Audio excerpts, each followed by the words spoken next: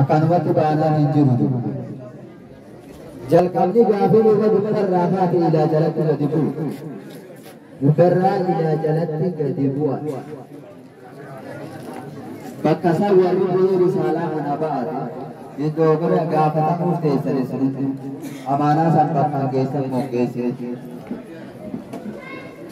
Barataan ilmi Islaamaa risaalaa Islaamaa bakka bu'aa qaadhimamaa ulamaa taatee jirtaati kun bakka bu'aa ulamaadhaan ta'uudhaaf sossoobuutti ilmi irraa hambisuudhaaf ta'abaadhaa jirta. Aalima irraa ilmi hambisuudhaaf wasaa'ila ilmiidhaa hundaan waan ilmiidhaan hambisan hundaan kophee kaayyattee jirti. Irraa gaafatamtaati ergaa ta'e bakkaan geesse mongeesse. Warri kubeessuun godhamee hawaasninis qeebaltammoon qeeballee dirqamarraa gaafata. Waan shayinii hime kan darasitti hime qeebaltammoon qeeballee isin hundinuu irraa qoratamuudhaa ta'e. Fala nas'alanna alladhiina ursila ilayhim wala nas'alanna al-mursaliin. Nu hundinuu gantafuun isin bahu isin guyyaa si himantan qeebaltammoon qeeballee. Sanii bubbuleeyyan biyya nuti kun lafichuun baanu. Akkanumatti qormaata malee bilaashitti wanni amani jirtu itti himuu qabda. Sanii bubbuleeyyan biyya alabaan ilmiidhaa namni ilmiif manaa baate dhaalmaya ambiyaadhaa hambisuudhaaf miraasa nabiyyootaa hambisuuf manaa baate miraasa kana ummata islaamaatiin gayuu qabda. Dirqama sitti kenname haree Rabbiin olaanaa ta'e gubbarraa si kenname. Kuni dhaalmaya ta'uu namaa galchuu danda'uu qabu. Dhaalmaya kana nama barsiisuu qabu. Ummata muslimatti geessuu qabu. Waan isii barte namaan gahuu qabda dhaalmaya ta'uu barsiisa.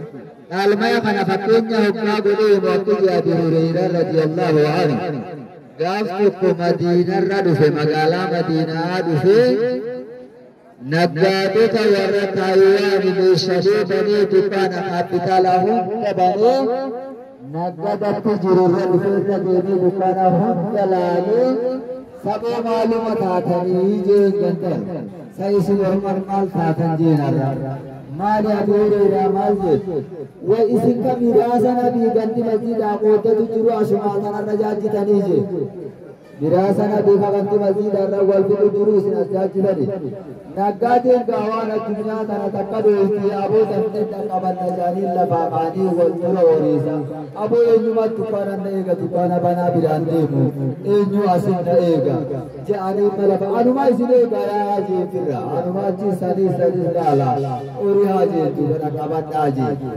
lafaa faanii masjiida dhaqanii hoggaa masjiida dhufan maal argan asiis tokko quraana qaraa asiis tokko kitaaba qaraasisa asiis namoo salaata kun zikrii godha khalaas masjiida keessa wantoota jiru kanuma argate naggaadeen dularra guutuu kun dura fitti anaa dura saabbata jee hoggaa dura ol seenan wantoonni isaan argan wanta kana tahe sirraa lafaa baatanii Abi Hurayraa gaddee gaanii Abi Hurayraadhaan nuti miraasa waan garri jaanii waan hidhatan maal faa gartanii maal faa achi keessa gartan jennaan warruma salaatu warruma zikrii godhu kanuma bu'aana mana'u sheekumatti waan kana hasisu intu kanuma garre malee masjiida warruma qadree jaanii ni dhaggaatu ni dhufan هذا هو ميراث النبي صلى الله عليه وسلم.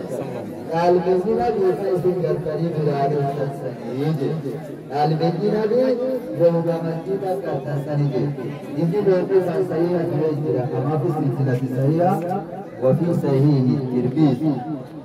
كوني حديث صحيح أبوكو من صحيح تهيتي نقلبه تفتنوا دبنتوني. إسان سينا نباه